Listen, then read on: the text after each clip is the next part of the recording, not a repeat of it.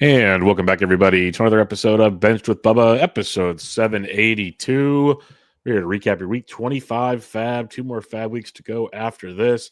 The grind continues on. In order to help me recap FAAB and talk about grinding the final few weeks of the season as a man that is in the top 10 in the main event overall this season. You can find him on Twitter at BreakingBen_T. And my co-host, as usual, on Mondays, Ben Ted. How are we doing, my friend? Doing pretty good, Bubba. I was stressing over my lineups this morning for that main event you just alluded to, and asking around for some opinions. And I think I got a good one set, but it's not with so little time left, you can't really afford to have a blow up. And there's nothing worse than a pitcher blow up in a roto league. So just trying to avoid that. But yeah, and FAAB, I haven't really been able to look at FAAB yet, but just based on what I did, there wasn't a lot of action. So it should be a relatively quick FAAB discussion. It should be a quick FAAB discussion. We'll recap a little bit of news. We'll recap some rest of season pitching schedules. That was probably the most important piece of the episode. And then we'll talk about some FAAB recaps. We'll get you in and out quickie, most likely, on a Monday here as we get towards the end of the season. And before you know it, Ben and I were already talking about 2026 DCs before the show. So you never know. We'll be back at it. I'm still trying to get him to join the early crew. I doubt he does it. He's disciplined. I'm not. But we'll see if myself and Ryan and others can get him to jump into one by at least like December. Like we'll see how it goes. So that's when the prep usually starts. So I don't know. It'll be a matter of timing. I'd say you probably do what you do best because there's a reason you finish high every year, and then we just kind of throw money into the wind. So maybe stick to your normal prep and just laugh at us idiots. Well, the DCs are okay, and I still wait, and I still have injury issues anyway. So I don't know what the perfect the recipe is for avoiding that. There isn't one, I don't think, but I need Steve Weimer's sheet that tells me don't draft these guys. That we'll be okay because that guy's just a machine when it comes to draft champions. It's amazing, truly amazing to see. All right, let's get to a couple of tidbits of news and notes here. Trey Turner left Sunday's game with a hamstring injury on Monday. Trey Turner went to the IL with a grade 1 hamstring strain, likely ending his season. The Phillies are saying they hope to have him back by the postseason, maybe at the end of the season, but postseason is all they care about in Philadelphia. So Trey Turner is basically a drop-in. Anything of insight? We had some questions in the Discord, like who should I pick up at shortstop for the rest of the weeks? And we've got the bus driver involved, that's on Kim and others. What are your thoughts on Trey Turner done for the season? It stinks. I do. So across my portfolio of teams, I have him on 2 of my 5 that are competing for winning their leagues. So I definitely feel this one. There's no replacement on the Phillies. I would say I would not go adding Edmundo Sosa, only in like an NL only maybe because he maybe could steal a base or something. But for a normal mixed league, I wouldn't go after Sosa.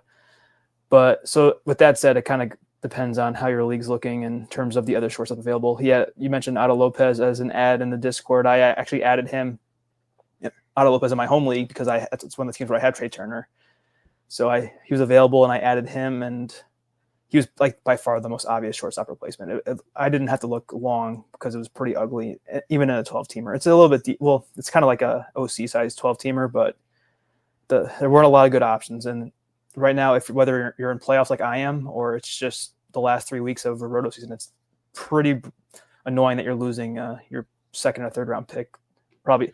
And we're assuming that he's done for the year, but a strain is probably at least 2 weeks, and there's 3 weeks left. So I guess come Sunday, probably drop him. And it's always the good old Monday drop, or Monday news drop, where you could have potentially tried to FAAB something on Sunday. Hopefully you saw that he's hurt, or not you, but people in general saw that he was hurt and could at least, get a backup just in case type situation. That would be something very smart to do in the meantime. All right, next bit of news here. Staying with the Philadelphia Phillies, Alec Boehm to the IL with shoulder inflammation. The Phillies are hoping to have him back within at the end of the season, similar timeline to Trey Turner. Boehm's been off and on the IL throughout the season. He's also been batting average good, but that's about it as usual. Any thoughts on this? And again, pretty tricky to replace this time of the year. It is. Looks like Otto Kemp is the projected fill-in per roster resource. Who's didn't they have a better prospect that was up playing the corners earlier in the year, the Phillies? That's a great question. It feels like they might have, and I totally just blanked on it. I will look it up while you discuss. I'm trying to look through the depth chart. I I know Kemp came up the last time Bowman on the IL and played a ton at third base. Maybe it was Otto. Yeah, he was a popular one that came up earlier and got plenty of run there. Yeah, but his numbers weren't running that good. He only had 4 homers on 161 plate appearances, 228 average, 1 steal, 2 caught stealings. So yeah, I would probably avoid Otto Kemp as well. I think he was the one who was kind of, now that I think about it, because I was looking for better like homers and counting stats because I thought the guy was better than this, but I think it is actually Otto Kemp. So yeah, once again, not a 1-for-1 Philly replacement, but at the same time, their lineup's taking a hit with these injuries because those are 2 pretty big pieces. Once you get past, so now the projected lineup's actually Harper, Schwarber, Real Muto, Marsh, Bader, Kepler. So that 4 through 6 is not very scary. So I'm not saying to target the Phillies, but maybe you don't avoid them over the last 3 weeks, even with like a lefty. So maybe I should start with Sean Manaea. Oh well. Hey, live and learn. Yeah, but the Phillies offense is looking much more depleted. This is true. At the same time, they still have Schwarber, they still have Harper, they still have Realmuto who's swinging it okay. Brandon Marsh is starting to swing well. Harper's leading off on Monday night. They've mixed up the whole lineup right now. So we'll see where they go. They still have some talent on that team. Otto Kemp has thump. So we'll see how that pans out, but I wouldn't go beating yourself up too much on that one. All right, Sean Murphy. He gets to the IL. He'll be done for the season. He has a hip injury it was a hip tear that's going to require surgery to repair for hopefully like next week have surgery, maybe this week. He'll be back next year unless something crazy happens with Sean Murphy. But I was actually looking at him on Sunday because I have him in some other deeper leagues, and he only played twice the last week. His playing time has diminished tremendously anyways. Could have been because he's banged up. Who knows, Ben? But a down season for a guy I was a full fade of when it came to FAAB season. What are your thoughts on Sean Murphy? Because basically the counter pursuit is a Drake Baldwin season for sure for the final few weeks. Yeah, I pulled up the lineup trackers to get a sense of what was going on, and I don't have any of the Braves catchers anywhere, so I kind of been ignorant of the situation. But yeah, Baldwin is definitely guaranteed to finish out the season, probably playing almost every day. He's a left-handed hitter, right? Baldwin? Yes. Yeah, so this probably means more PT, more starts versus lefties for him, which maybe you don't want that. Maybe you do. I'm not sure how the splits are for Baldwin, but he's been hitting 4th in the Braves lineup. They've been a little bit hotter lately, but so it's a prime spot for a catcher. And it sounds like a pretty painful injury for Murphy. So he's a drop, and I don't think, Sandy Leon is not going to be worth adding to replace him. So if you're relying on Sean Murphy, this kind of stinks. And there were some catcher ads last couple of weeks, but I don't know. This week, they didn't really feel like there were many catchers available. There were a few. We'll talk about them. There was like Francisco Alvarez. Well, maybe not in your 15s. You're correct. Like Francisco Alvarez came back. It's all perspective. A few others like that. But yes, to your 15s point, I always remember that. Like after I start opening my mouth, typical me, kind of putting my foot in my mouth situation. Stevenson was available though. There you go. So he was another guy, but then he's not starting on Monday. I just laughed. I'm like, you got to be kidding me. Like just unbelievable stuff. It's that time of the year where it's like, yeah, let's get our veterans some work, but at the same time, let's take it easy is what it comes down to. And is what it is. All right. The last bit of news here after Sean Murphy is this one hurts tremendously. Now, to be fair, pretty sure I got my FAAB money out of this already. So we're good there. Still stinks. Daniel Palencia heads to the IL with a right shoulder strain. Pretty sure that pretty much wraps up the rest of his season, Ben. What are your thoughts on Palencia? And then the big conversation in our Discord and other places is how do the Cubs fill in the closing situation, I guess? Yeah, I know this hit you because of your reaction to his poor outing last night or 2 nights ago, whatever it was, Palencia's, and it seems like he's done for the year. And based on, let me go to Roster Resource. The Roster Resource thinks that Brad Keller is the closer. So does Closer Monkey, which is also reliever Recon. They have Keller as the closer. I didn't go for Keller or even Kittredge in my NFBC leagues because those are kind of set with either having saves or punting them. But I did add Keller this morning in my home league because I have, I had Justin Topa. He's kind of been struggling and hurt. So I figured, okay, I'll go for Keller there. And this is kind of incredible to see Keller actually be a good reliever, but you see it so often. Like the obvious example that I know best right now is Luke Weaver, because he was a terrible starter and now he's one of the premier setup guys, and he was a good closer when he was serving as Yankees closer last year, and then when Williams was bad this year. So I don't know I think Keller's throwing harder now, but if you look at his stats, he has a 2.17 ERA and a 0.96 WHIP in 62 and a third innings. So he's found a great role as a closer, and I think he was a must-add if you need saves. Yeah, he was a very, very top-end ad. There's we joked the other Chicago closer was the preferred ad this week. But yes, he was towards the top of the priority list for sure. And we'll have a lot more discussion on that here later in the show.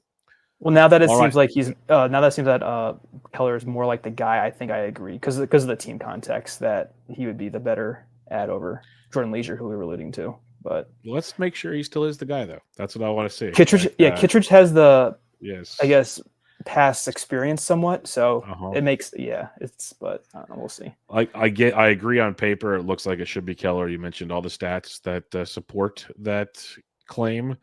I still got to see it with some of these teams. Some of these teams just don't want to play by the rules. It's the nicest way I'll say it.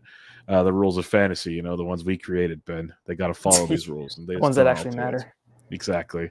So we'll see how that pans out in the coming days. All right, let's get to it. Our weekly rest of season schedule outlook that Ben Ted put together so nicely. Before we get talking about some players here, Ben, again, give the listeners a quick little synopsis of what we'll be looking at here. All right, so we are now down to 3 weeks of baseball left. So we're looking at the next 3 weeks of projected starters per RotoWire. And then to combine with their starters grid, we are looking at the rest of season schedule for each team, which is pulled from Fangraphs, and then the last 30 days for team hitting overall, and also by handedness, so versus lefty versus righties, which I also got from Fangraphs. Just marry it all together, and Bubba and I have 2 lists: one of all lefties, one of all righties, and then they're sorted by their opponent's average WRC plus over the next 3 to 4 games for most of them. 4 if they have a 2-start week, 3 if they don't. And we're going to go through the ones that have the best schedule. So on average, the lowest opponent WRC plus versus whichever side they throw from. Yep, gonna love it. And as we mentioned last week, we started this exercise. Lefties were dominating baseball. It's pretty much even, and righties might have a slight advantage these days. And obviously, there's statistics involved based on volume and differences there. But just in a general sense, righties have definitely come into play. If you look, once we get going here, some of the best matchups are actually on the right-handed side of things. So that'll be quite telling going forward. But when we start from the lefties, don't think we need to talk Tariq Skubal. Don't think we need to talk Chris Sale. Do want to ask you about Jeffrey Springs, Ben. Jeffrey Springs gets Boston this week, at Boston next week, at Pitt next week. So nice 2-step there if he can get through Boston. And then versus Kansas City. So he's got 4 starts coming up here, Ben. It's a pretty favorable schedule when you're looking at Springs. Average of an 81.2 WRC plus again. Boston has struggled tremendously over the last month versus lefties. KC has been okay. Pittsburgh's been pretty rough as well, Ben. But we got a guy in Jeffrey Springs who had a run where he's pretty good, and things have kind of dwindled a bit. Do we look at something like this? And Springs is still probably widely rostered, not going to deny that, but is this one of those where you look at that schedule, guys allowed 3 earned runs or less in 3 straight starts? Are we back on the Springs train? I don't know if I want a ticket yet, but I'm debating buying one, I guess. So definitely has great matchups based on how his opponents have been hitting. So even though it's versus the Red Sox this week, so if you're playing a weekly setup, it's actually tomorrow's start. Maybe it's too late to adjust your lineup by the time you're listening to this, but because it's in Oakland, well, I said it, damn it. Since he's in Sacramento, it's definitely a scarier matchup. Even if it's in Fenway, it's kind of tricky too. But I'm all for the start next week when he's in Fenway, then also in Pittsburgh for the 2-start week. And then even though he's facing the Royals at home, they're the Royals, so I think I'm good with the last 3 starts for Springs. But even so, I was looking at his underlying numbers from the last 3 weeks or so. He only has a K- walk of 10.6%. His Sierra is 4.5, but his xFIP's 3.87. Swing strike rate's only 11%. It's okay for a starter, and some other metrics are mixed. Like the EV is good, but the ball percentage is bad. So he's just been okay lately, Springs. But in terms of streaming, if you're desperate for volume, I'd definitely target next week's 2-start week versus the Red Sox and the Pirates, and then probably just keep him for the Royals. So, yeah, I think if you're reacting after this week is already locked, then I think he's a good target.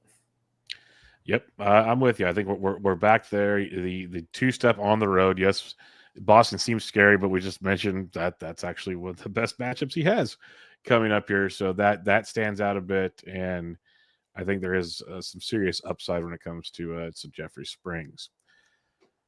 All right, the guy that I'm pretty sure I picked up in at least one 15-team league this past week due to waterfall situations is Cade Povich. Cade Povich is next up here. He's got the 4th best remaining schedule from the left side. He's got 3 games coming up, Ben. He gets to face Pittsburgh at home this weekend. Next week, he goes on the road to the White Sox, and then he's at home against Tampa Bay. All 3 matchups look pretty favorable. The White Sox being the hardest of the 3, Ben. We've talked about it before. Love the strikeout appeal of Cade Povich. He does have some good starts. Can blow up on you. A little Kikuchi-esque, actually. Where are you at on Cade Povich here, where I was kind of more buying into the strikeout upside and a couple good starts down the stretch here? I agree with you there. I wouldn't target Povich unless my ratios are all right. So, like in my good main event, for example, he's not someone I would trust to get through even these good matchups. But if I'm sitting pretty well with ERA and WHIP in a standalone league or something, and I just need volume with Ks, and he should have a decent shot at wins too, because the Orioles could easily beat all 3 of those teams. The race might be a little tougher, but I think the wins could be there as well. It just thinks that he only has 3 starts left versus 4, like we talked about with Springs. But looking at Povich's underlying numbers, he's got a little unlucky with the left on base. It's only 60 over the last 3 weeks. It's only 63%. Sierra is high. XFIP's a little elevated around 406. The swing strike isn't there either, so he's kind of just getting by on luck, it seems like, or not luck. But and the K rate's only 19.7% in that time too. So I'm not even getting a ton of Ks, but he does have potential because you kind of alluded to it. He has had plenty of starts with 7+ Ks this year, Povich. So, and these are bad teams, so he could turn those skills around by having some big strikeout games, which I think is possible. Yeah, he only had 3 last game, 5 before that. But he faced the Padres, Red Sox, and Astros. Definitely a much tougher schedule in Povich's last 3 than his next 3. So, yeah, if your ratios are okay, then I get it, but just be careful. Yep, be careful indeed. There's definitely some upside there, but he could burn you with the best of them, is what it comes down to with Mr. Cade Povich. Max Fried's been really good of late. Don't think we have to talk about a ton about him.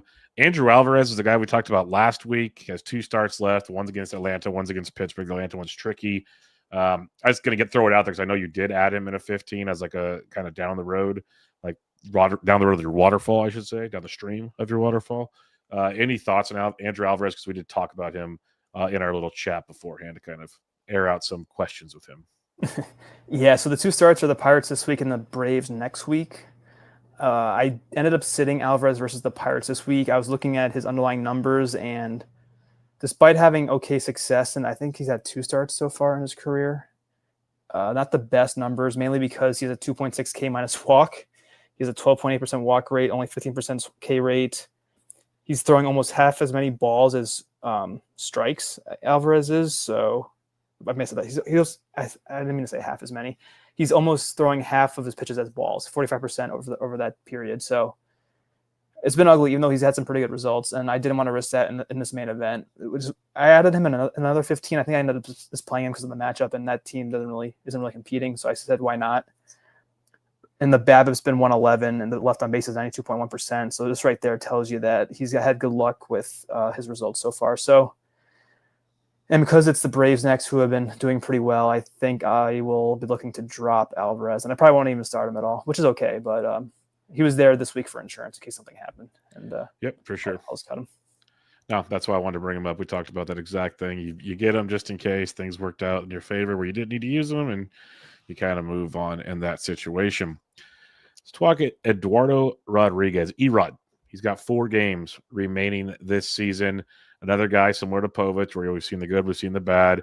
Erod gets the Giants in San Francisco this week. Next week, he's home versus the Giants. The The following week, a 2-step home versus the Dodgers at the Padres. On paper, that sounds bad, Ben, but it's actually kind of close to just league average is what this turns out to. That's where the lefties aren't as dominant as they once were. That's where it stands out a lot. Dodgers are a 107, Giants 94.8, Padres 95.9, obviously Giants 94.8. So almost a bunch of middle-of-the-pack teams here when it comes to our league average teams. Does that make you stray away from Erod, or are you still interested in the situation? Yeah, even in maybe an NL only, because I pulled up the same underlying metrics that we talked about with the other guys, and Erod's K-minus walk the last 3 weeks is 3.4%. The Sierra's over 5. His xFIP's almost 5. He's arguably worse than Alvarez skills-wise over the last 3 weeks. And yeah, you kind of mentioned it with it's just all relative that he's high on the lefty list, but it's not the best matchups just because of how the league has kind of turned things around versus lefties lately. So I would be very scared of starting Erod at all because the Diamondbacks, well, I guess versus the Giants, they're kind of an equal opponent, but the Padres and the Dodgers would definitely be favorites in that last week. So you wouldn't even want to use them maybe for the 2-start week because the win probably will be low and the explosion to your ratios probably would be very high. So I would probably avoid Erod if I could. Yeah, it's kind of where I'm leaning with him. I've always been an Erod fan, but doesn't give you the warm and fuzzies. Now, like I said, we're at his combined opponents, WRC West on average, 98.1. Kyle Freeland, don't want to talk about him. Martin Perez, now we're already getting to above league average, 100.9. We've raved about Perez on this show, on Bubba and the Bloom, and others. He got destroyed in his last start, absolutely murked in his last start. But when you look at Martin Perez, everything else has been great. He gets some upcoming matchups at Cleveland, which we all love. First, Baltimore, not bad. At the Yankees, kind of scary, Ben. So when you look at Martin Perez's final 3 starts here, like I said, yeah, Cleveland's a 69.4. Baltimore's up to 109.7 now. That was down for a while. Yankees at 123.6. Good riddance. But he just crushed the Yankees a couple starts back. So where do you sit on Martin Perez? Because I know you felt the wrath last week. I did. Many others did because he's been so good. It was a real shame to see that one take place. It was. I finally played him in my DCs, and I kind of regretted it where I did. So I have him in 5 DCs, just as a reminder, Martin Perez. I'm playing him in 4 of the 5 versus the Guardians this week. I'm willing to risk him being okay in that matchup, but that was the outing that I was scared of happening. I forget it was a good matchup, but who was it? It was like the White Sox. He's on the White Sox. Who was he facing last week? That's what I'm trying to figure out now. Who was it that Martin Perez? I'll find out for you right now. Yeah, but it was a cookie matchup. I know that much. It was probably the Guardians. No, I'm going to say it out loud, but pulled it up. It was Detroit Tigers. 6 runs in 4 innings, no strikeouts. No, so I remember looking. They had like a 137 WRC plus versus lefties, and I was like, well, is that really going to sustain? And yeah, it sustained. So as a matter of fact, it did. Yeah, so I would play him this week. When it comes to the Orioles next week, I'll debate it, but I will probably not start him the final week versus the Yankees, even though he did shut them down. They were kind of in a little bit of a lull when they went there because it was like that weekend in Chicago. They didn't really score a lot of runs no matter who they faced. So I think they're going to snap. Well, they've already started snapping out of it anyway. So I think Perez is maybe a 1.5 start guy, and then you can cut him. Yep, totally fine on that. Anybody else on the lefty side? Like, cause I said, it's only going to get tougher when it comes to these matchups. You got Kershaw, you're playing Peterson, Manaea, who you talked about. Messick still here, and Messick threw well again this last time. We were kind of worried about him. His opponent's WRC plus is on average of 102.6. He's got the Twins twice, Texas, White Sox. White Sox are 99.2. That's the lowest one he gets. But again, like I said, he pitched really well his last time out. He did. He's been one of the better rookie ads because we've had lots of them lately. Even your boy totally got roughed up and is out of the rotation for now. So yeah, I like these starts for Messick. The Rangers have been hit or miss. I could see doing it. I don't have his underlying skills up, Messick's, but I'm gonna see how he's doing because I just want to see. I know he gave up a few hits in his last start. I was looking at box scores. Yeah, he's had a high BABIP last 3 weeks. Messick 365 against, so that's been a little unlucky. Good Sierra 377, good xFIP at 330. The swing strike isn't there. It's 9.7%, but the K minus walk is about average 15.6 because he's not walking anybody. So as long as he's not walking anybody, he should be okay, Messick. So I would definitely prefer Messick over Perez, Erod, even Povich too, even though they have better matchups. So it's not by much. It's 102 versus mid to upper 90s. So I think, and even the Twins are 101, but they lost most of the lineup to trade. So I think I would go with Messick if you need to in the next 3 weeks.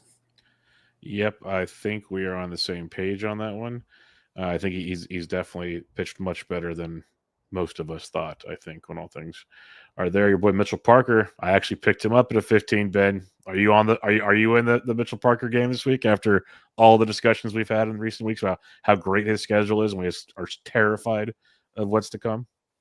Yeah, let me do the same check with my DCs. So I have Mitchell Parker in 3 DCs. He's starting in 2 of 3. He's sitting in one that's competing. He's sitting in the one that's in He's sitting in the one that's in second in this league. He's starting in the one that's in first. I think I needed volume in the one that's in first. And he's been bad, Parker, but in his last 2 starts, he's only had. Well, I'll go back 3 starts. In the last 3 starts, he has 2 walks and 14 Ks. So that's a pretty good ratio over 16 innings. The left on base has been hurting him, I believe, if I were to look that up, because looking at how his numbers look as a whole. Let me get Mitchell Parker here.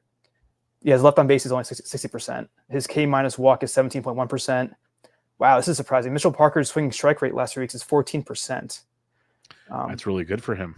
Yeah, 2 point. That's like how that's better than what he was last year. Because I was looking at his year-over-year stats, and he had so many more Ks last year.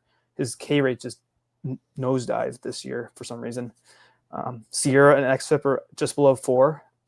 So against the Pirates and who's the Pirates of the Marlins, I feel you got to start him. Well, you don't have to start him, but he's definitely not like an absolute no. Because I heard some 2-star pods talking about like just flat out said no, but he hasn't been that bad lately. Like he's been bad on the year, but with these matchups and he's been pitching better lately, I think Parker in the deeper leagues is okay. But I mean, I started him in 3 out of 4 leagues where I have him, so I'm crazy, but I'll see what happens.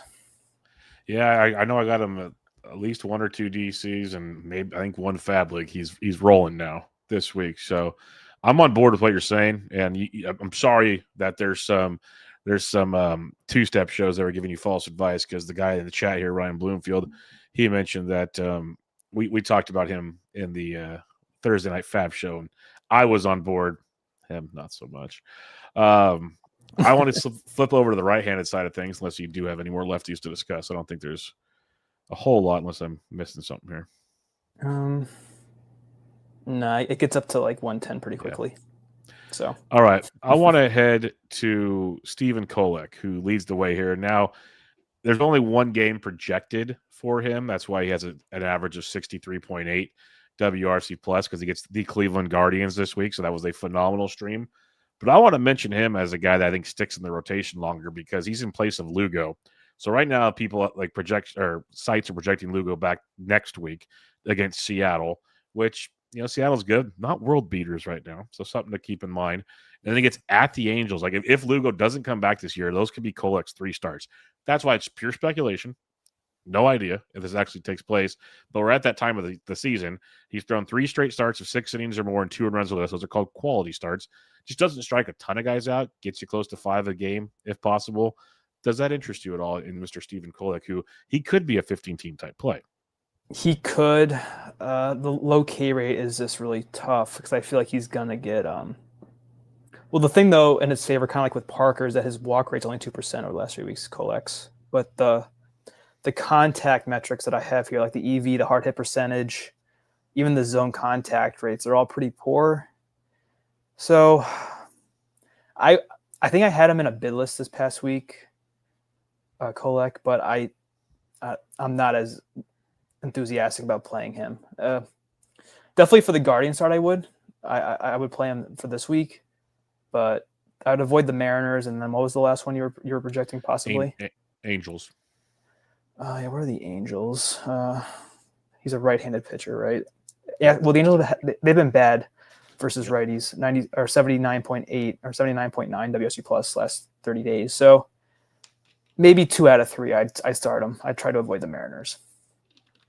Totally understandable. Assuming he gets that start. Yeah, this again, it's pure speculation, but I'm just trying to play the game at this point of the season. Brian Wu, Jake Mizorowski. Miz was great on Sunday, by the way. George Kirby. Don't really have to talk a ton about them. I want to get your thoughts on a struggling pitcher right now on one. Chucky Morton. Charlie Morton was really good when he joined Detroit, and people were thinking, okay, he's back. It's disappeared. Morton has at Miami this week, versus Atlanta next week, finishes with at Cleveland. So this is where it gets tough, Ben. Atlanta's barely above league average. Cleveland 63.8, Miami 94.3. This is a good schedule to try to take advantage of to finish the season here. Morton allowed 3 runs over 3 innings his last start, 6 runs over 3 2/3, 5 runs over 5. To say it's been a rough go is an understatement. Are you okay with Charlie Morton with this schedule and recent performance? I don't know if I'm okay. I don't think I'll ever be okay with Charlie Morton anymore. I have him on one team. It's a DC. It's the DC that's in second right now, and I did start him versus the Marlins. For context, I chose Morton over Camilo Duvall, Devin Williams, Andre Piante, and actually Mitchell Parker. I think I needed ratio protection more than I needed volume. So I think that's why I went over Morton over Parker. I sat Caden Dana, who's pitching this week, and I had Kramer, but he's out this week. So I had options, but I went with Charlie Morton versus the Marlins, and so I pulled up his underlying stats as well. Left on bases has been pretty low for him. The problem with Morton's been the walk rate, 14% over the last 3 weeks. So that's causes CR and xFIP to be pretty inflated there in the mid to upper 4s. And same thing with whoever we just talked about last. I forget who it was, but the exit velocity against Morton has been pretty bad as well. So definitely risky. This is definitely a 15-team play, though. I would not want to try to play Morton in 12s, but I would do this week and then the final week potentially versus the Guardians. I would avoid the Braves matchup. Agreed. Merrill Kelly has 4 pretty nice starts coming up here. Milwaukee's always tricky, but there's games against Minnesota, Cleveland, Houston. You're pretty much rolling him. I want to ask you about your boy Cam Schlittler, who he's been awesome for us this season. Fell apart last start. This will happen with young pitchers, as pitchers in general, but he hit a road bump, a speed bump, to say the least here. Got 4 more starts this year. Schlittler gets Detroit at home, at Minnesota, at Baltimore for a 2-step next week, and then wraps up with versus Baltimore, assuming all these starts happen. Maybe they try to limit his innings. Who knows? But when you're looking at the schedule, it's like Baltimore's a 93-4. He gets them twice. Detroit's 86-8. Minnesota's 81-2. And Cam's been one of the most solid guys we've had for a long time. Are we cool with just one hiccup and we love these 4 starts, or where are you at being a Yankees fan and a Cam Schlittler manager? Yeah, so I have Cam in my main event that's in the top 10. So I was very annoyed as a Yankee fan and as a fantasy manager during that start this past week. And so watching the game, it was really just the Blue Jays. They kept fouling off every pitch possible. He had 40 pitches in the first inning, and then I think he had 30 in the second. So they just basically knocked him out of the game in 2 innings. And despite that, Schlittler has a 22% K- walk over the last 3 weeks. His Sierra is 3.33, the xFIP's 3.11, the swing strike's almost 15%. The EV against him is 86.1 miles per hour on average. His ball rate's only 32%. So the walks have been unlucky based on the ball rate. He's getting misses in the zone. His Z contact against is less than 80%, which is very good. So I started him this week versus the Tigers, who have been good against righties. I mean, well, actually, no, I had that backwards. They've been like godly against lefties, and they've been below average versus righties. Hopefully that sticks. He's home for that as well, which with the short porch could be a little scary. But looking at the 2-start next week with the Twins and the Orioles, I'm probably playing him then too, just to get one last 2-step out of him. And then, assuming all goes well with those next 3 starts, I'll play him versus the Orioles probably as well. So he's been. I was scared to start him for a while because the whip was kind of high, but after the last few starts where he's gotten the walks in check and he's been pretty dominant, I'm pretty confident now to put a lot of money behind Cam Schlittler where I have him. So it's I'm all for starting him. Putting your money where your mouth is. That's all that matters right now. This one's interesting to me because when I think Bryce Elder, I'm just always terrified of what's to come next. I remember him actually having great starts towards the end of a season. And then I've been watching his game logs, and the dude's got 3 straight quality starts. He's gone 6 innings, 7 innings, 7 innings. He's allowed 3 earned runs total in those 3 starts. Give 8 runs at the start prior, but then another 3 runs over 7. So 4 of his last 5 starts are very quality. He's got 6 or more Ks, and 3 of those 4 quality starts were disgusting. So, yeah, things can get murky with Elder. He's got a 2-step this week. It's the Cubs tonight at home, and then at home versus Houston. Next week, Elder is set to face at Detroit. And then he wraps up the season versus Pittsburgh, which is a beauty as well. When you look at the stats here, it's Cubs are 94.9, Houston's 81. That could keep changing as Jordan keeps crushing baseballs. Pirates 93.8 and Detroit 86.8. So when the best opponents basically at 95 WRC plus, as much as the guy gives me the heebie-jeebies having to roster him, he's got a phenomenal schedule and he's pitching pretty darn good right now. Yeah, so I saw him with the Guilds about Elder today because he was debating starting him. And he's Team Elder, dude. Come on, he helped him win it overall. I was gonna say that. Yeah, he had that 2-start week in 2 years ago when he dominated Elder. So he's definitely partial to starting him, but he's been on and off my teams all year. Well, not constantly, but I definitely added Elder at times and dropped him right back. This is like that argument of, do you just ride the hot hand versus look at the skills, which I know you and Ryan were debating maybe in your last show or over the last couple of weeks. I want to look at how his actual results have been, Elder. He's got 3 good starts in a row with excellent whips. He got crushed by the White Sox, go figure. Before that, the underlying numbers aren't that good. The swing strikes 8.5 last few weeks. The K- walks only 12%. This is a weird combo. So his BABIP's been 247, but Elder's left on base is 56.9. So he's gotten unlucky with the left on base, but he's gotten lucky with the BABIP. So that's a weird combination. I wouldn't want to start him. I think I told the Guilds this too. I wouldn't trust him, but yeah, mainly because so for the 2-start, it's because it's the Cubs and the Astros who have been underperforming, but they're very dangerous. Versus the Tigers and the Pirates, okay, it's a very risky 2-start. You could get gombered by Elder this week. So I think at this point you're probably locked in. I don't know when the Cubs game starts. It already started. Actually, no, it already started. So hopefully you made the right decision. If you're listening after the fact, which you have to be at this point. So, man, I couldn't do it, but I see the argument for it. Definitely an argument to be made on that one. Like Guilds has mentioned, he was on a recent show. I think it was with Waxman. I think it was his show. And he basically says there's certain times where you just got to go for if you want the overall, you got to shoot for the moon. Like it is what it is. And I don't have those cojones. He does. He's won them. So kudos to him. But I could see rostering Elder this week for sure. Like I could see myself in a 12 spending $1 on Elder, like on one of these final 2 weeks. So this is hilarious. So mid podcast, I look at my phone. I got a notification. The Guilds on Twitter. He said should have started Elder with the guy doing the facepalm. So he actually didn't play him, but it's been 1 inning. Yeah, 1 inning is already tilting. I love Guilds. Oh, So well, everyone knows how Curlin is. Guilds rivals Curlin. He's not as bad as Curlin, but it's like a lesser degree of early reactions to baseball games. So I try to tell him to relax, but he is the OC champ and I'm not, so he knows what he's doing. Exactly. That's why you do what works, buddy. All right. This is one that a lot of listeners, if they've listened long enough, be like, Bubba, you're such a hypocrite. I said, no, I am not a fan of Justin Verlander, but I also know how to make, I want to try to make money. And Verlander, it's hard to deny, has a great setup coming up in his final 4 starts. Verlander faces the Dodgers this week. Okay. Sit that one out if you want. At Arizona next week. That's a beat up ball club. Then the final week, the 2-step is where I think I'm going to be all aboard the train, and that is home versus St. Louis and home versus the Rockies. Verlander just faced St. Louis over the weekend and was very good. He threw 6 shutout innings with no walks and 6 Ks. He's been great. 3 straight starts with 2 earned runs or less. 4 out of his last 5, 2 runs total. He has a couple of blowups, but really it's been 1 earned run or less or 2 earned runs or less for quite a while for Verlander. Gets you close to a K per inning. Wins, we know, not a good thing. Ask his brother. But he's got one of the best schedules coming up here. The Dodgers are his hardest opponent, expected.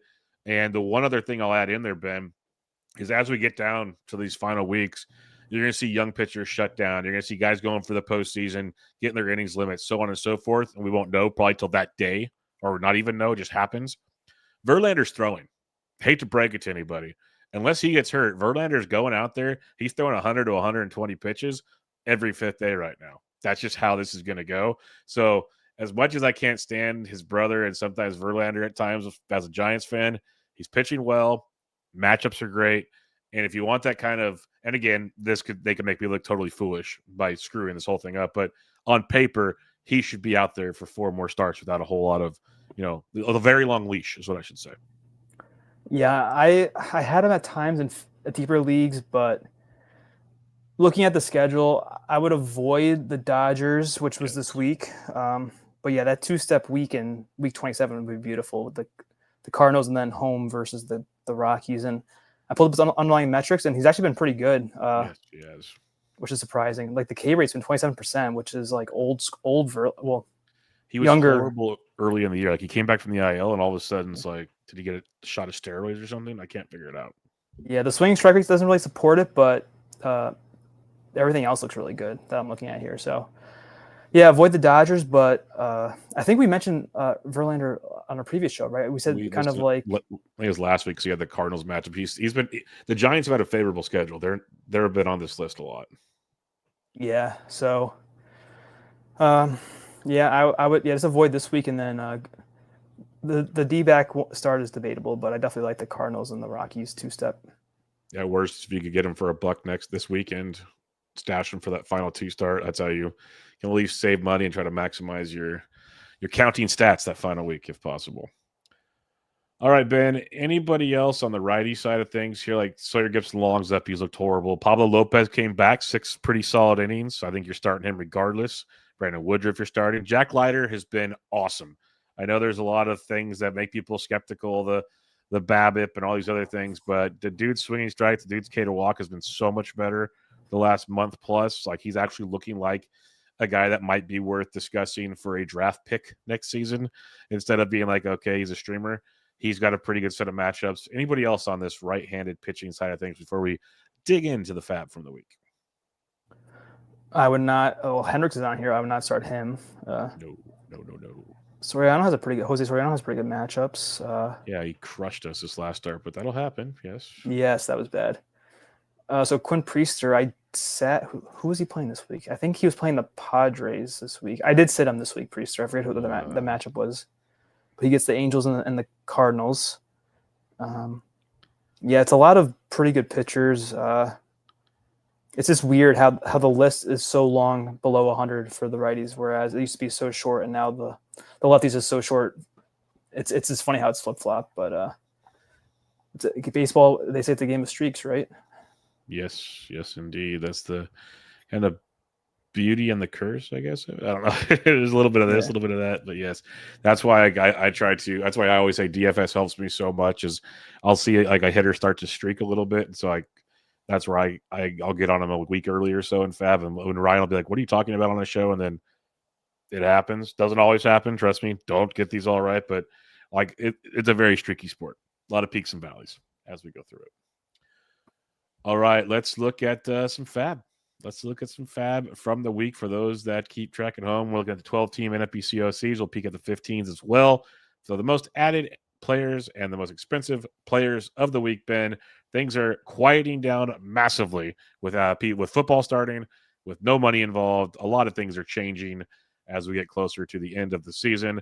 The most added player in the NFBC, Luis Garcia of the Houston Astros in the OCs.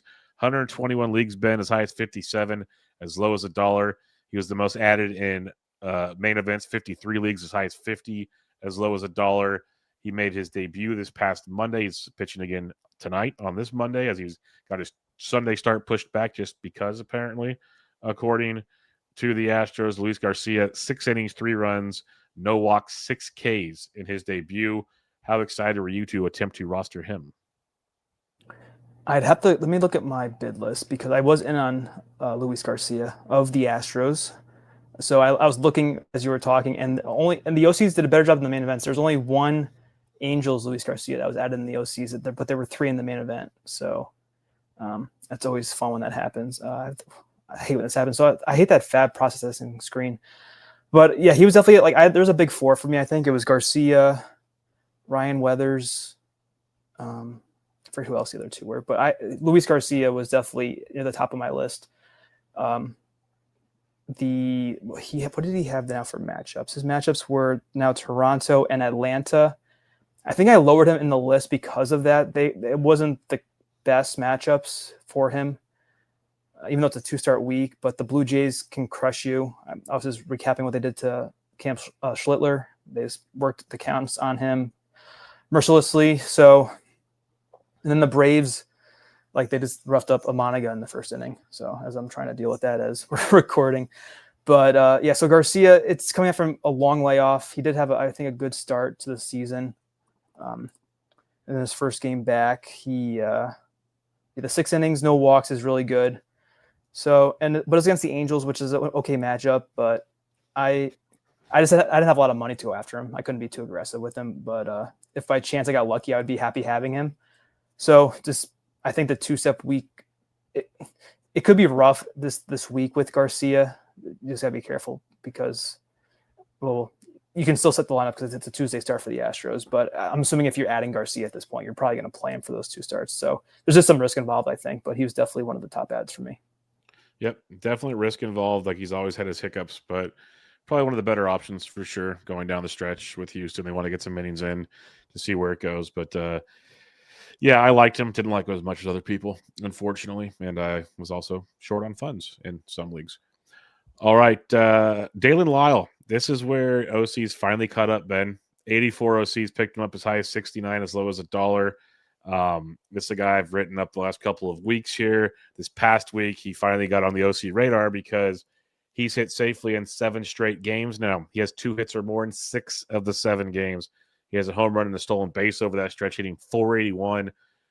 Overall, though, he's been hitting for a really good average for over a month. A little bit of pop, a little bit of speed. I joked in the Discord. I said there's like 3 or 4 potential batting average assets this week in FAAB if you want to sneak around. And Dalen Lyle was towards the top of my list.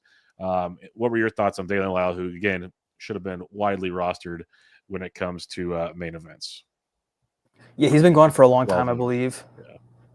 Yeah, he was last added August 17th, where he was available across my 4 FAAB leagues.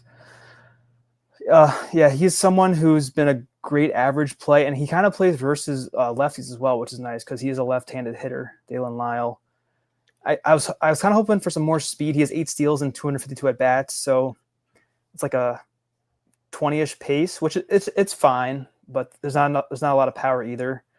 And he doesn't hit high up in all the Nationals lineup. He hits, I think, usually like 7th or 8th, so the runs aren't as good as they could be with Lyle.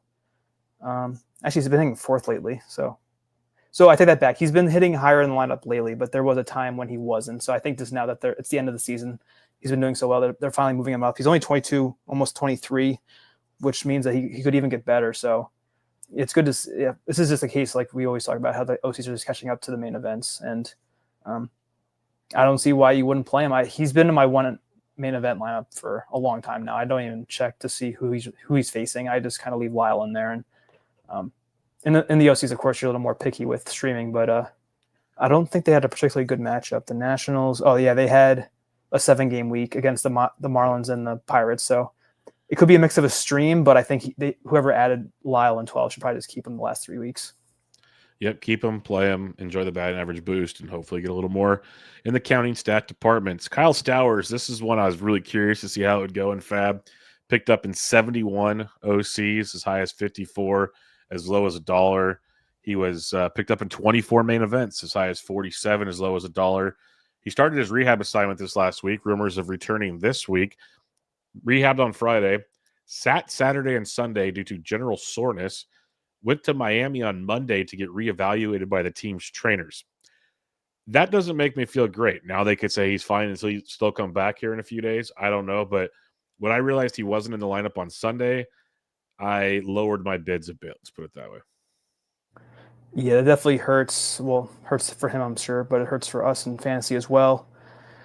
Uh, yeah, it's just I feel like he was it the you say the oblique was what originally hurt him? Is that what Yes, the yes. yeah? So Initially that's not a good impacted. sign. So I could just see him getting shut down now, and unfortunately, you're wasting fab on him. But it was a good ad in theory because of how well he had been doing. You never know how Star Wars would do coming back from the injury in general, and then getting reacclimated to pitching and all that. But definitely a breakout year for him, and yeah, this one hurts literally. So you can't really do much about it. But I would expect, or if you did add Star Wars, just be ready for the bad news, and you might have to cut him on Sunday. Yep, that's something to keep in mind. That's at least it's an easy cut this time of the year. That's the beautiful part of that, I guess.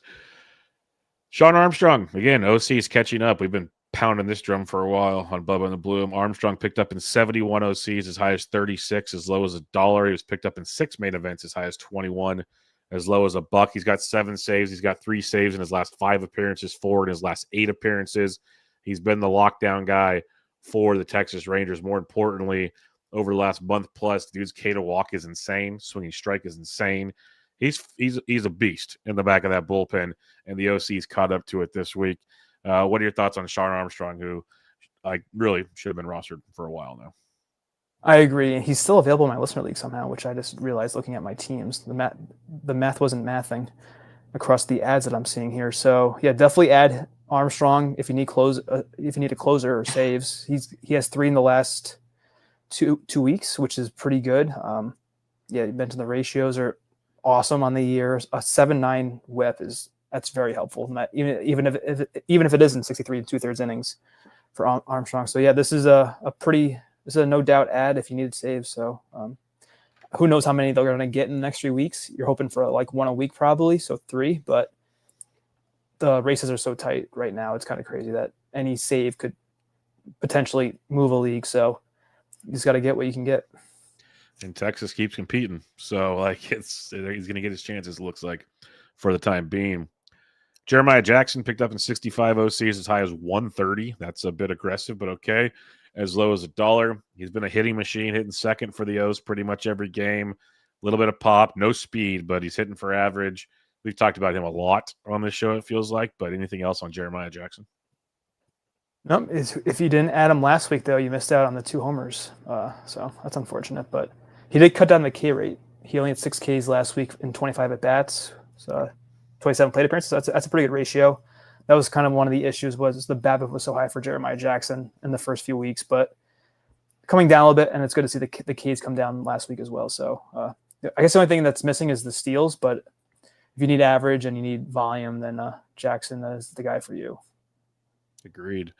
Ha-Seong Kim was picked up in 62 OCs, as high as 26, as low as $1. When it comes to the main event, picked up in 27 leagues, as high as 24, as low as $1. Kim joined the Braves, which we talked about last week, was activated from the IL on the 2nd.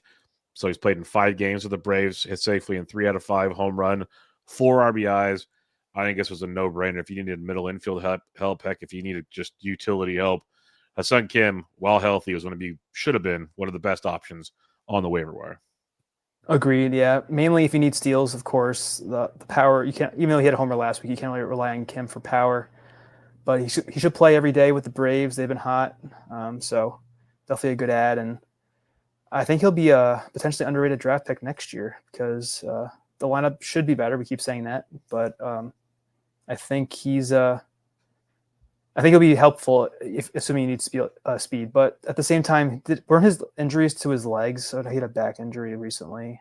He's had back, hamstrings, shoulder was the original injury from last year. He's all over the place. Yeah, so he's had 3 injuries this year, even though he was recovering from the one to start the season. So he is 29, but I think the speed is probably still there for him. So he should be valuable down the stretch. Agreed. A few more here. Jordan Leisure was picked up in 60 OCs, as high as 22, as low as $1. He was picked up in 38 main events, as high as 33, as low as $1, the 3rd most added player in the main events. Leisure has taken over closing duties in Chicago. He saved 3 out of the last 4 games that he's pitched in.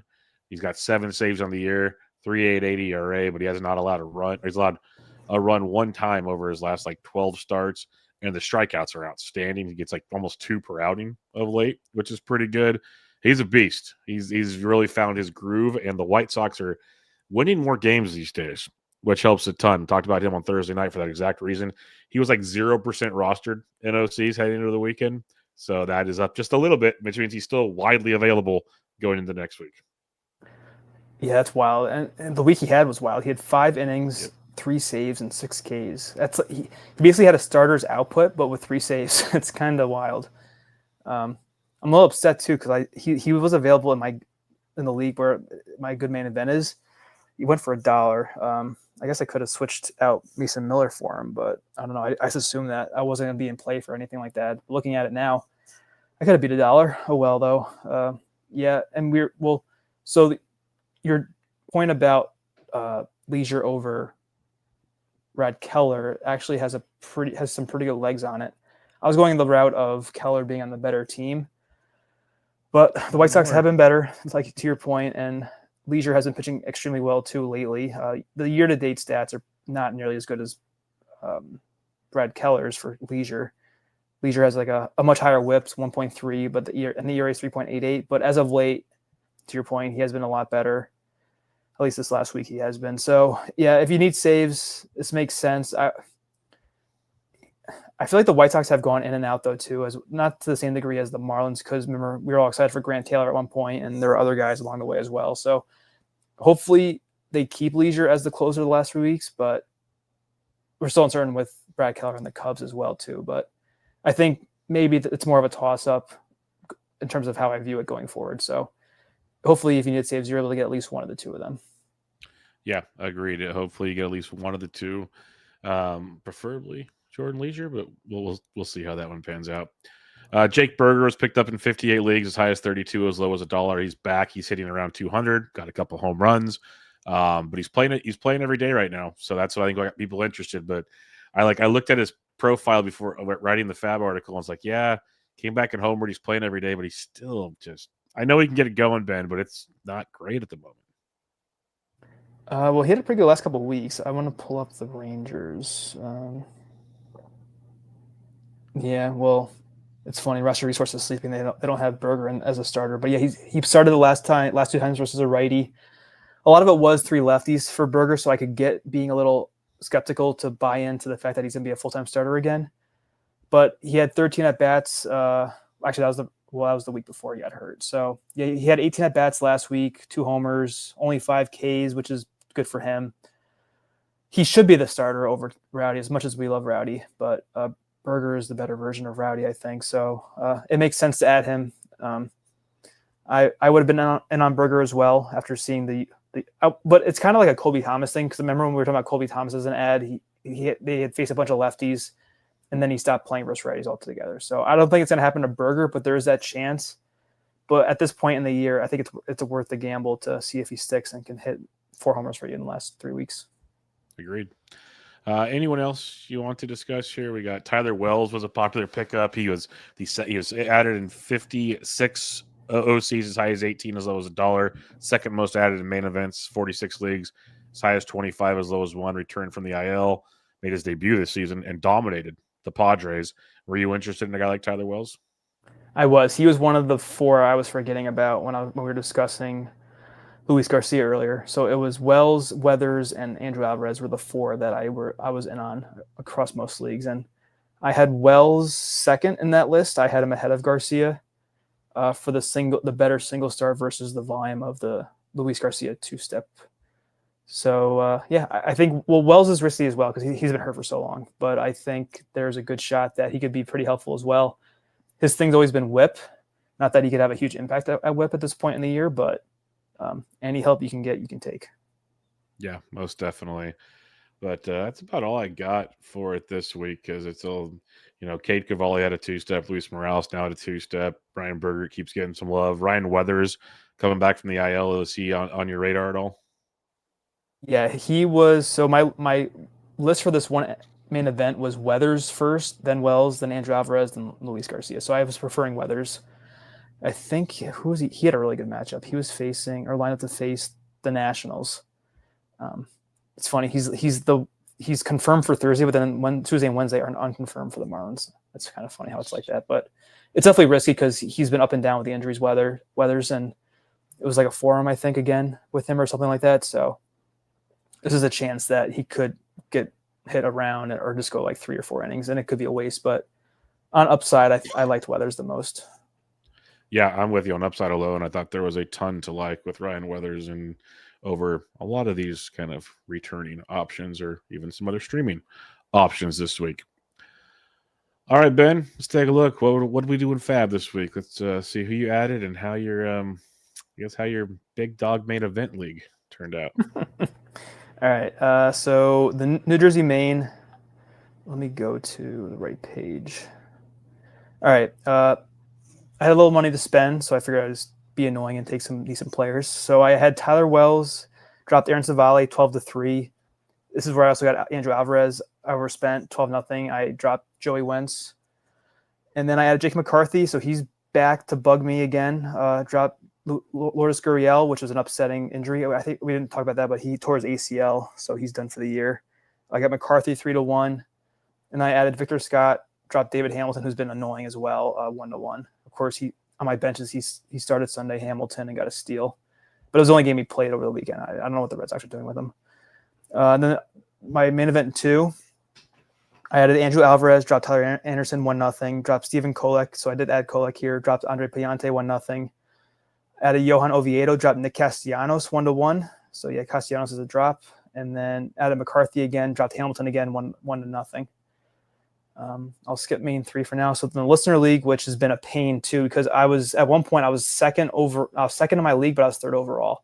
Aaron Ashbury he caught up to me in my league. He's actually leading my league now, and he's ahead of me in the overall now too. I think it's been quite the job well done by Aaron. I added Jacob McCarthy here. I only have $3 left after this week. I dropped Edward Cabrera 1-0. So I'm kind of weaning away from all these starters and looking at more hitters because come the final week, I want a lot of hitters on my bench. So I'm fine getting a little deficit right now with dropping off pitchers and adding hitters. And then for main event 3, a little busy actually. So I went into the week with $9. So much money. I added Chase. So I was actually pretty happy with these ads. So I added Chase Mydroth. He was dropped. I dropped David Hamilton 2-1. I need average and steals. So there's Mydroth. I added Jake Myers 2-0. I dropped Luis Matos, average and steals. And then I added Andrew Alvarez, dropped Shane Smith 2-1.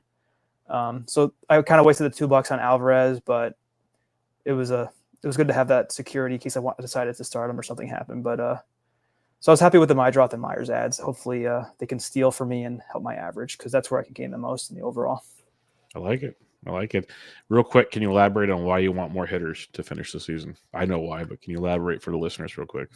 Yes. So I've realized this more playing NFBC last few years, but so when you come to week 27, you can only start 9 pitchers for NFBC, for example, or your standard roto league. So why would you want to have 12 pitchers on your roster? If anything, you want to have like 1 or 2 in case something happens on Monday, like we like with the Trey Turner injury. You don't want to go with just 9 starters into that Monday because if someone gets hurt, then you get a 0.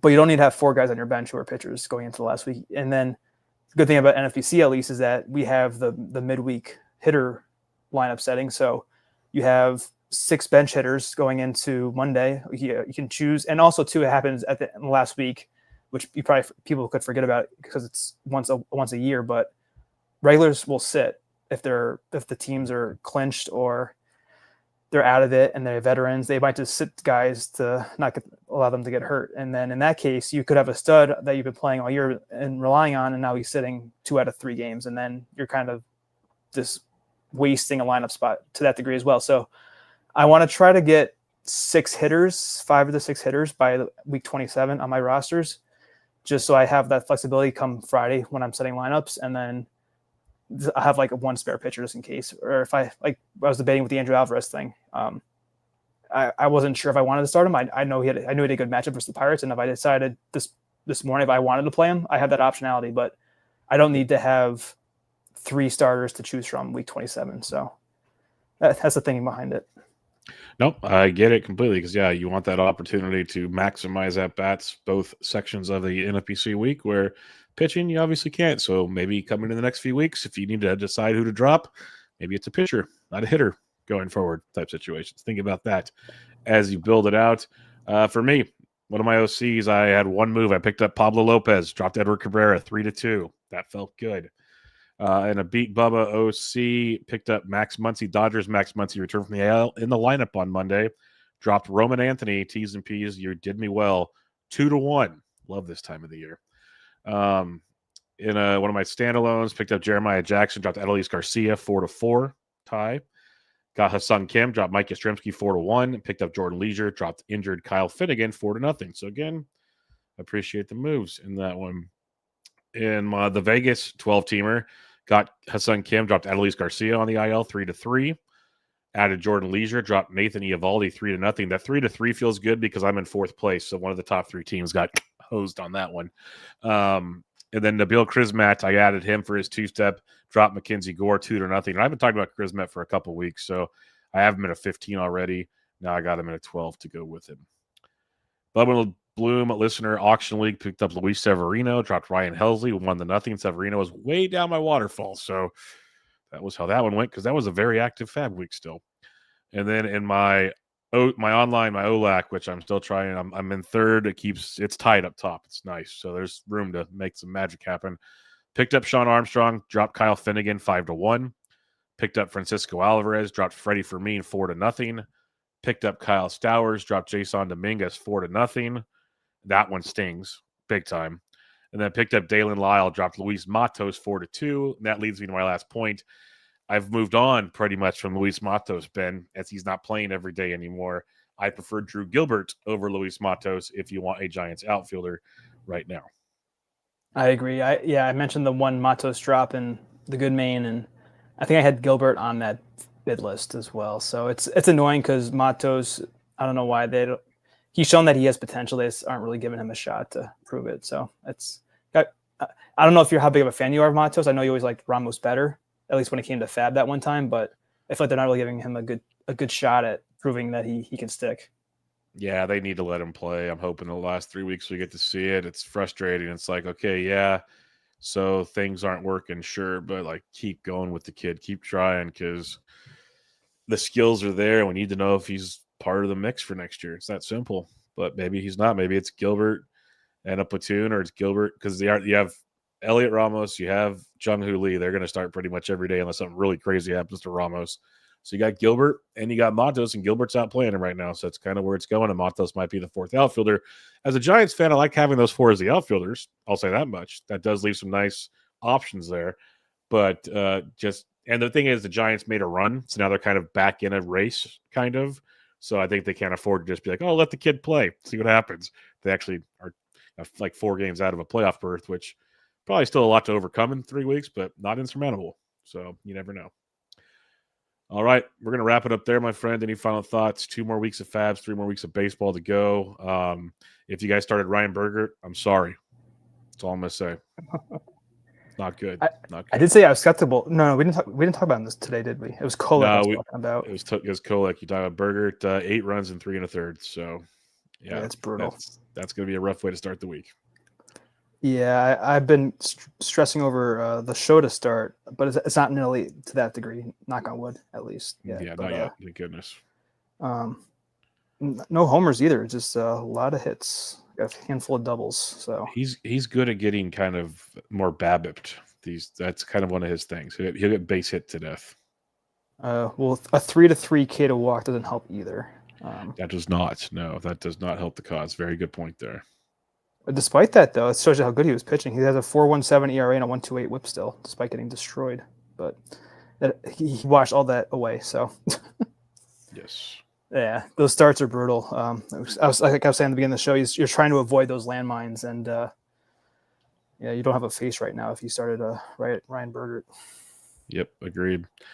But all right, we'll wrap it up there. We'll be back to you guys next week to recap Week 26 for whatever it's worth, and dig in more importantly to the final 2 weeks of the season. If you're going to start streaming pitchers, it's going to really help you in your daily leagues, I think, if you want to mix and match going forward, and more importantly, help you as you go to pick guys up to finish, the home stretch. Maybe we'll throw some other nuggets out there for you as well. Maybe talk some hitting sides of it, as Ben, like if we want to maximize our bench and hitting, maybe we'll look at some options in that direction. We'll play around with it to give you guys a little more than your FAAB recap, because I still like doing it, because you're talking about players and maybe opens your eyes to them for even next year, because I'm always thinking of drafting as I am.